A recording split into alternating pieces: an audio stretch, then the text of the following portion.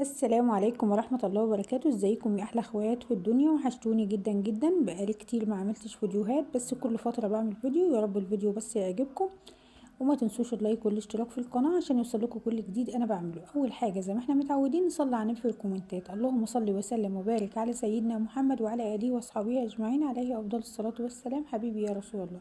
هنا بقى عملنا لكم احلى رز بلبن بطريقة سهلة جدا وبسيطة. احلى كام طبق كده رز بلبن لزوم الحر اللي احنا فيه ده. هنا طبعا كنت بزوقه بايه كان عندي جوز الهند وعندي زي سوداني، فقلت بقى احطهم كده على الوش يدوا منظر كده. ولو مش موجود عندك مكسرات، اي مكسرات عندك هتحطها، مش موجود مفيش مشكله. هو اصلا طعمه مش محتاج مكسرات ولا اي حاجه. عملنا بقى بكيلو ونص لبن، عملنا الكميه دي كلها. شفتوا اطباق كتير بكيلو ونص لبن. هنا بقى هنشوف عملناه ازاي. هنا نسمي الله وندخل بقى الفيديو.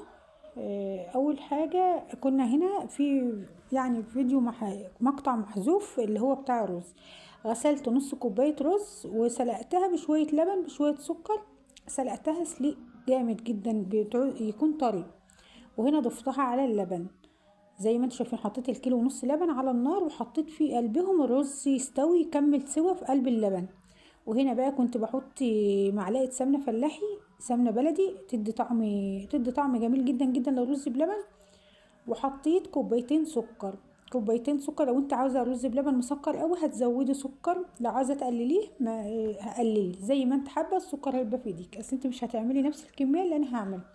هنا زي ما قلت لكم حطيت كوبايتين سكر ومعلقه سمنه فلاحي، وحطينا الرز نص كوبايه رز كنت غسلاها وسلقتها. هنا بقى كنت حاشة كوباية لبن، ضفت عليها معلقتين نشا ومعلقة كريم شانتيه ودوبتهم كده على البارد. وبعد كده ضفتهم زي ما انتوا شايفين اهوت. ضفتهم على الرز بلبن اللي هو اللبن مع الرز. فضفت في الاخر النشا اللي انا مدوباه ده.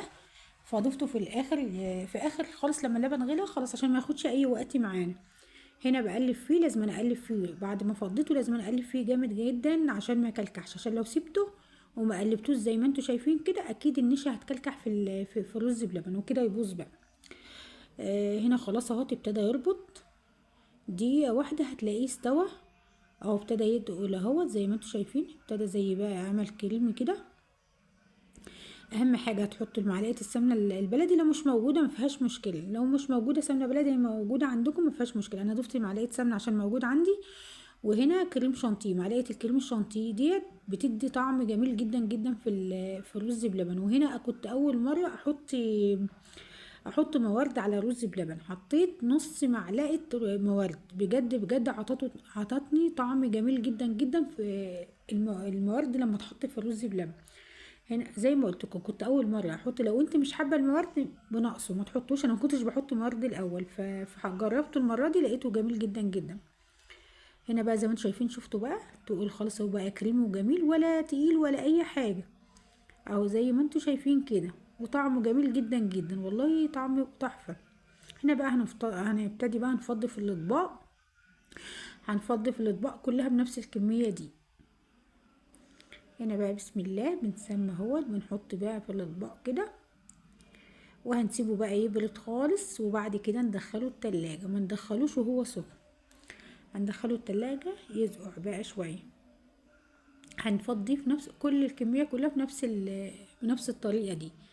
هنا خلاص كنت فضيت الاطباق اهوت. هبتدي بقى افضي بقيتهم بنفس الطريقة. هنا فضيت كل الكمية. شفتوا الكيلو ونص بلبن عمل كمية قد ايه؟ عمل اطباق كتير زي ما انتوا شايفين كده. انا خلاص هنا كنت قبل ما ازوقه. هنبتدي بقى نزوقه. زي ما قلت لكم في اول الفيديو، هنا جوز الهند على السوداني اهو في الطبق. زي ما قلت لكم لو مش موجود هو يتاكل كده من غير مكسرات ولا اي حاجه. لو عندك اي مكسرات هتحطيها، ما عندكيش ما فيش مشكله. هو بس عشان انا كان عندي السوداني عندي السوداني وعندي جوز الهند، فقلت بقى ارش على الوش كده يدوله شكل كده وشكله جميل كده زي ما انتوا شايفين كده. لو وصلتوا لحد هنا ما تنسوش بقى تصلوا على النبي كتير. طول ما انتوا بتعملوا حاجه فلازم نصلي على النبي كتير عليه افضل الصلاه والسلام. حبيبي يا رسول الله. يا رب بس الفيديو يكون عجبكم، وما تنسوش اللايك والاشتراك في القناه عشان يوصلكم كل جديد انا بعمله. هنا خلاص وصلنا لنهاية الفيديو، واقول لكم بقى السلام عليكم ورحمة الله وبركاته. اشوفكم في فيديو جديد، وما تنسوش اللايك والاشتراك. باي باي، مع السلامة، وبألف هنا وشفا على قلبكم.